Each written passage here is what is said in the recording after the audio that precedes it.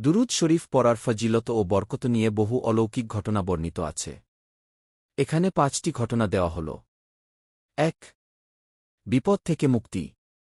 একজন ব্যক্তি সমুদ্রযাত্রার সময় ভয়ানক ঝড়ের কবলে পড়েন।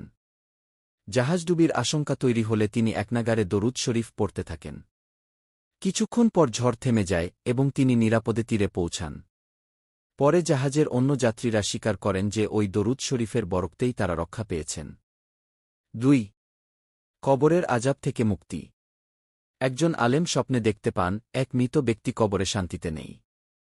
পরে তার পরিবারকে জিজ্ঞাসা করে জানতে পারেন তিনি জীবদ্দশায় দরুদ শরীফ কম পড়তেন।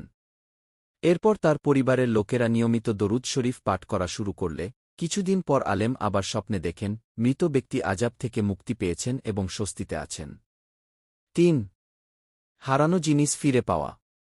এক ব্যক্তি তার গুরুত্বপূর্ণ একটি দলিল হারিয়ে ফেলেন। অনেক খোঁজাখুঁজির পরও কিছুতেই তা পাওয়া যাচ্ছিল না। এক আলেম তাকে বলেন ৪০ বার দরুদ ইব্রাহিম পাঠ করুন এবং আল্লাহর কাছে প্রার্থনা করুন কি তিনি তাই করলেন এবং আশ্চর্যজনকভাবে কিছুক্ষণের মধ্যেই দলিলটি পাওয়া গেল। ৪. রোগ থেকে আরোগ্য লাভ। একজন বৃদ্ধ দীর্ঘদিন কঠিন রোগে ভুগছিলেন। চিকিৎসায় কোনো উন্নতি হচ্ছিল না।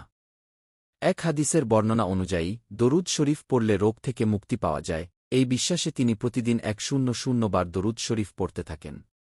কিছুদিন পর তিনি সম্পূর্ণ সুস্থ হয়ে ওঠেন। ৫. স্বপ্নে রাসূল শাহ এর দিদার।